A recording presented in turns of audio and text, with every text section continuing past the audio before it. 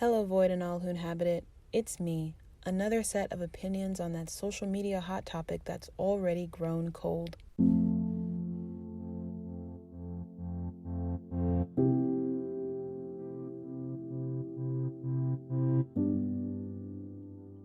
So, I thought I didn't really have much more to say about this film than the majority of opinions I've seen, but here we are. What pushed me to start thinking more about this film was seeing other people say how much they actually liked it and liked the messaging in it, which then led me to think more about what's being said past the poor CGI and how it actually still is trash if you're just looking at the message being sent. Bad Hair is a crime thriller horror film / satirical love letter to Black women about a young aspiring VJ in the late 80s who gets a weave in order to succeed. Spoiler alert, said weave is a demonic parasite that threatens our protagonist's aspirations and livelihood alike. Before diving into my thoughts about the film, I do want us to take a quick trip to 10th grade English class for a brief review of satire, what it is and what it is supposed to do. I also just want to be clear on the definition of satire that I'm working with for this string of thoughts so that we're all starting this conversation from the same place. I promise to try to not use my teacher voice. Satire, put plainly, is a genre of media meant to hold a magnifying glass to a set of behaviors in order to judge them, often with the intent of invoking change. The most overused example, at least in the American education system, is A Modest Proposal, which is a pamphlet from the 18th century, I believe, in which this dude was like, hey, Irish people, if you want to stop being poor, just sell your children as food to rich people. That didn't really go over well with people, but the point of the pamphlet was to mock the attitudes of the rich, and within a more cultural, specific lens, to mock the attitudes that the British had towards the Irish. We can see modern examples of satire in a show like Black Mirror, which pushes us to think deeper about our relationships to / dependency on technology. Something that trips people up a lot is the idea that satire is always funny, or that any funny media that is mocking someone or something automatically is satire. So much of modern comedy centers mockery as the punchline that satire and parody have become interchangeable when they're not. Satire can be funny, but its purpose is to make a critical statement about society, about institutions and governments and people in power, often to encourage a change in behavior. Exaggerating a trope in order to laugh at the exaggeration is parody. When satire is funny, we aren't laughing at individuals, but rather poking at a larger scope of mindsets. So, with all that in mind, what is Bad Hair poking at? What overarching structure or mindset, particularly ones held by people in power, is it mocking? What change is it asking for? This movie is somewhat presented as an examination of the impact of corporate culture / the entertainment industry on Black women's appearance and physical presentation.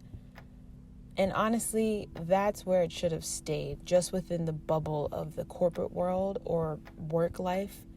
The movie could have done so much more if it just focused on that. But no one ever really gets fired. We don't see how much appearance is tied to job security. Everyone just starts conforming to Zora's expectations.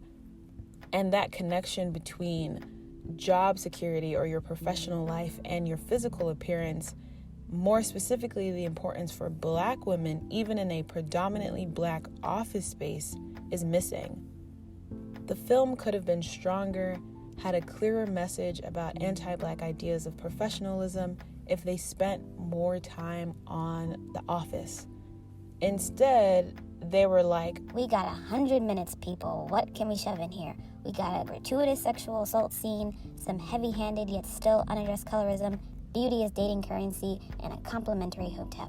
What else? What else? Oh, I know. A possessed hair plantation run using prison labor. like, girl, are y'all not dizzy? doing all of this just to say that Black women have an unhealthy, unnatural relationship with weaves? Honestly, Bad Hair reminds me of the 2009 comedy documentary Good Hair, and y'all, it's been over a decade.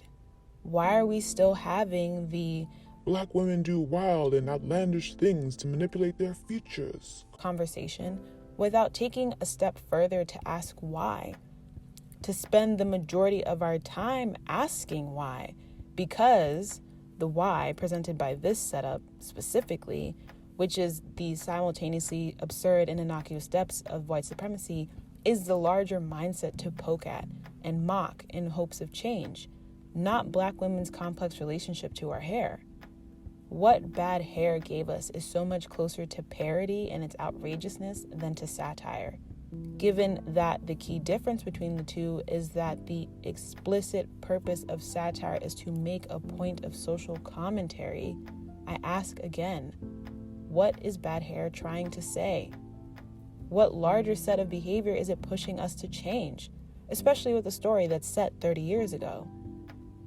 Let me phrase the question in a different way. Who's the villain? The end scene suggests that the spread of killer weave across the country is a long-time machination of the ever-looming white man, but the specific and continued catalyst for strife throughout this film is Zora. Zora, who we are ultimately told not to sympathize with because she is but a weave-wearing husk of a woman by the end. Within the story, the forced change on the office level and at the individual level is coming from somewhere else, but the film wants us to see Zora and the strength of her influence as the embodiment of that threat.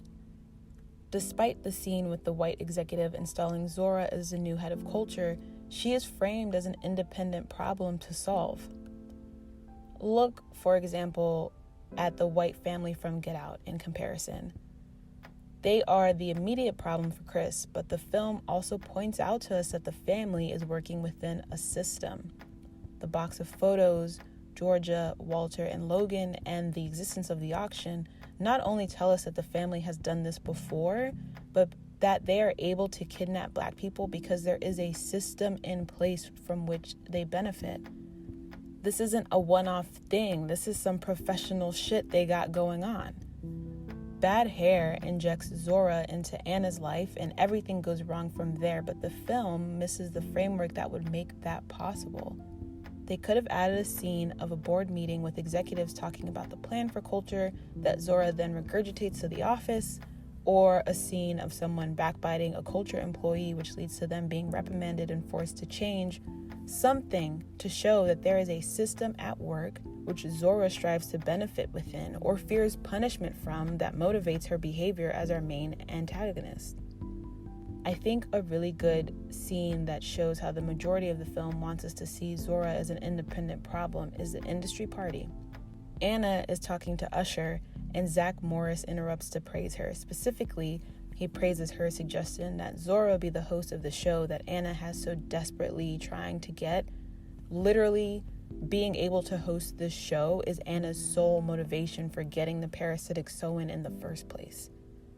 Anna is visually shocked and crushed that Zora has stolen yet another idea from her. We don't know why Zora is like this. We don't know if her job security is also at risk or if she's just selfish. What we do know, if it wasn't obvious before, is that Zora has little to no intention of actually helping Anna get what she wants. Since the film is missing the larger framework commentary, this behavior just feels small and petty and like so many other narratives we already have about backhanded bosses. Which means instead of making a comment, or at least a new one, about toxic office culture, the film just leans on familiar tropes to make Zora unlikable beyond her evil extensions. The scene at the end where Anna finishes the story of the moss-haired girl as a montage plays over top, and the small nods to the Madison Company towards the later half of the film are the main things suggesting that we have something deeper at play. But Dylan McKay is so fleetingly seen in the movie, he barely even serves as the man behind the curtain, which by the end, it feels like he very much is supposed to, but that isn't baked into the story well enough. Honestly, if they had just removed Lucas Scott, this could have been an interesting look at how Black supervisors can be the gatekeepers and wielders of white supremacy unprompted. This could have been an examination of the many small actions that help keep systems in place out of complacency or outright complicity. A lot of Black Mirror episodes function like this. I'm thinking specifically of the episode where everyone has a rating system that impacts their whole lives. There's no big bad boogeyman pulling the levers. The system stays in place because people participate in it, and there's seemingly more incentive to participate than to just say fuck it and find an alternative. If Bad Hair had went in that direction of spending more time commenting on what feels like an inescapable cycle of harmful expectations that honestly most people actively participate in because there are more immediate benefits to playing the game than to fighting against it, that could have been cool. That would have also helped make the connection that while Zora may be a participant, the evil is bigger than her and the system functions outside of her. Instead, the decisions around Zora's character are just one of many missed opportunities. Another way they could have expanded on participating in systems was with Lena Waithe's character. She could have been a great introduction to the idea of code switching for survival. She is one of the first people to get weaved up and start buying into / regurgitating Zora's messaging in order to keep her spot. And she even fakes being possessed at the end in order to stay safe. But ultimately, she becomes a shoehorned parody of comedic relief for the last 5 of her very few minutes on screen. Anna's traumatic childhood chemical burn also could have had a stronger impact in the story, specifically in looking at how Anna views herself and her hair. She grows up in a household where the only other women are light-skinned with straight hair. Her cousin even makes this comment of like, once your hair is straight, maybe you can finally pass as my sister. How is that impacting her own self-image?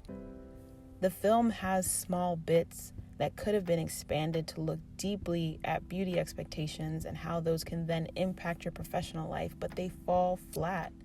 Anna's first boss was also very much lighter than her, and the 3 popular VJs are all brown and dark skinned with features that match Anna's more than Zora's. So why is Anna so susceptible to Zora's pressure? The first scene of the movie introduces a thread that's dropped for most of the rest of the film.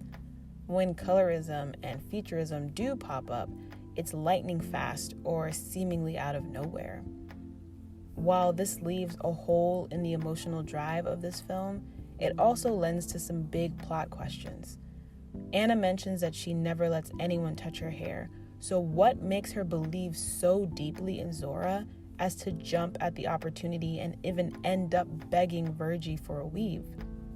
By this point, it's not really colorism, but a desperate drive for success, and that doesn't feel strong enough. Or at least could have been strengthened by tying back to things we already know about Anna's relationship with her hair. Speaking of colorism, though, that's also very much at play here and could have been unpacked more to drive the plot. There's already a shot in the film where a white VJ introduces Sandra's music video.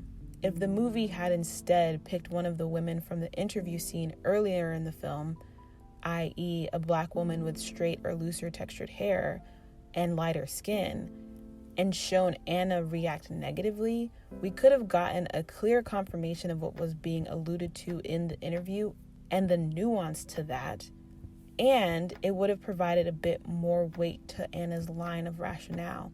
She sees someone with the look that Zora was talking about having the job that she wants and connects, okay, if I want this, I really do have to listen to Zora and change my look.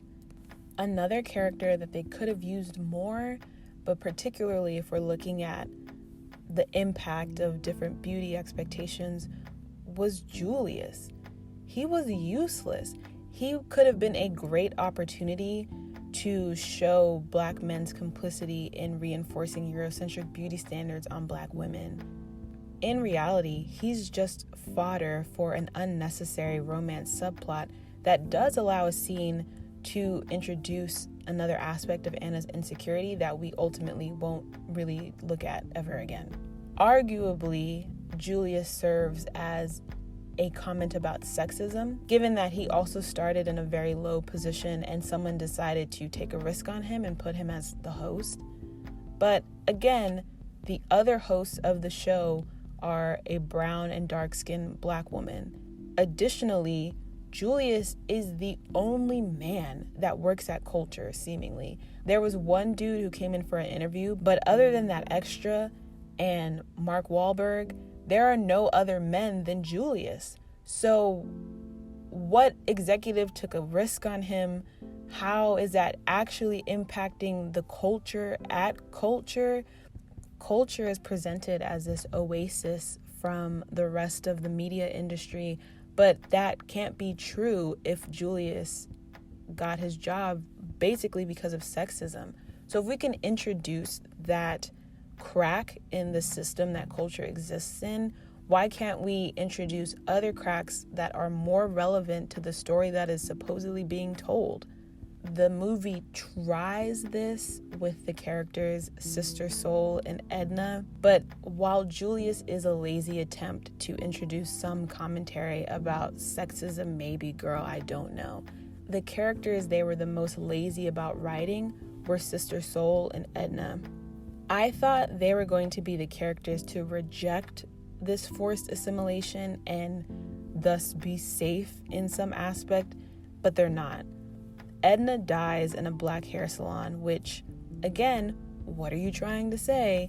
You have an important side character parrot something you probably read black women say on the internet, and then you kill her in a location that a lot of black women see as a space of community and refuge. For what reason? As for Sister Sol, Anna convinces her to get a weave by boasting about the versatility of black hair, about the benefit of being able to change up your look and the temporariness of it all, like you're not really selling your soul because you can always just take it out, which I thought could have been an interesting moment to push back with the comment of, if our hair is so versatile, why does everybody need to look the same? And I thought Sister Sol was going to say that, was going to throw that back in Anna's face, or argue that the versatility of black hair is exactly why she shouldn't change her look. But no, it was just bring in the next display counter wig. The thing too about Sister Sol is that after she assimilates, we never really see her again until she's dead. And Lena Waithe's character already shows the potential to talk about assimilating for survival. So as much as I thought Anna bought in too easily, I think Sister Sol gave up too quickly. I know it takes like 3 different scenes to get her to agree, but I thought after the 3rd, she was just gonna say, fuck it, I'm out. And that's not to say that she goes on to live happily ever after and can be used as an example to condemn black women who don't decide to wear their hair natural. But if they were going to bring back Edna anyway, it would have been cool to have Edna nod to her difficulty in building up another channel like Culture because of her refusal to assimilate, and have Sister Sol be with her in that. Again, showing that there is a whole structure outside of Zora that impacts black women on a mass professional scale. The other thing that really irks me about the scene that eventually leads to Sister Sol's decision to get a weave is the line that someone so clearly was like, what are the negresses talking about on Twitter? Let me just pull that up. And place that in the script. When we see that it's actually the witch that's possessed Anna speaking, it feels like a lie. It feels like, wow, y'all actually believe this bullshit that you have freedom through versatility. Likewise, earlier when Anna sees Sandra at the salon and she tells her that she's been inspired by seeing someone like her on TV when she was growing up, it felt like a dig into real things people say as opposed to emotionally resonant moments. And it feels this way because these things are being said to and by women who we are not supposed to be seeing as good characters in this moment. We are supposed to be seeing that something is wrong about them. And these are the women who parrot back bullshit from Twitter. These are the characters who they choose to have ripped from the headlines type dialogue. The other character who makes a comment is Edna, who in the scene in which she dies says, in an ideal world, Black women would be able to wear our hair however we want. Beyond that being another dig, it's also a meta moment that I don't think they were aware of, because in an ideal world, I'm sorry to say this, I hope I don't sound ridiculous, Black women being able to do what they want includes wearing a weave.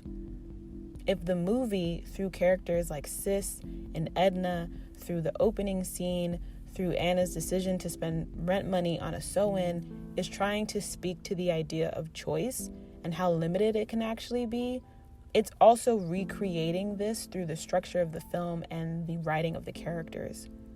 In an effort to make commentary about the ultimatums presented to Black women, the movie presents an ultimatum to Black women. We can also see this very strict binary type choice with the repeated scene of Anna's family at the dinner table when they're all decked in dashikis and braids and beads. There's this idea that Blackness has to be constructed in a specific way to be real Black, and anything outside of that is dangerous and damaging. And it's not that simple, especially given that Anna's family isn't even like that. Even if we just want to look within the scope of hair, Anna's aunt and cousin both have straight hair. So on top of building in an ultimatum that the movie doesn't even follow, we are being presented a false image of elevated Blackness being threatened by the weave. And there's a lack of awareness with that. Justin Simien, who wrote and directed the film, has described it as a satirical love letter to Black women. And it is a love letter from someone who doesn't truly understand the person he claims to love. It is a love letter from someone who thinks they know better, that they know what's truly best for you without ever having pulled you into that conversation. It is a love letter from someone who has observed you but not taken the next step to empathize with you. When you look at it like that, it makes sense that Edna dies in a salon, that an office full of Black women becomes overrun with artificial hair, that a character who would just be a punchline if this was a parody is elevated to be the most sensible character of the film. Now, if you want to have a conversation about the hazards of certain products and techniques, we can do that, granted that the whole point isn't just to laugh at or shame Black women. But if we're just going to continue to be told that Black women just need to love ourselves without also asking who and what has taught us to hate ourselves and how the efforts to push that messaging are continuous and ubiquitous, y'all can keep it. No more shitty, backhanded jokes presented as deep, riveting commentary. No more patronizing rants. No more flawed, dehumanizing views of Black womanhood through the eyes of men who can't be bothered to empathize being pushed as gospel. I'm full. Thank you.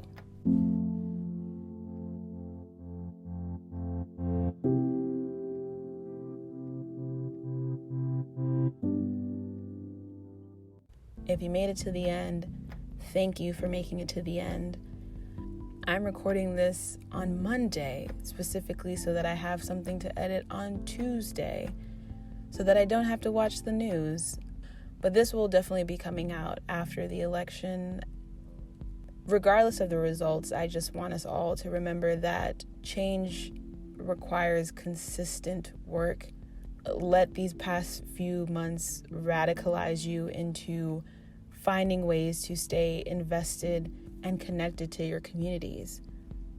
There's so much more work to be done, always, and that doesn't go away just because we voted once. Until next time, stay safe. I'll see you in the next echo chamber.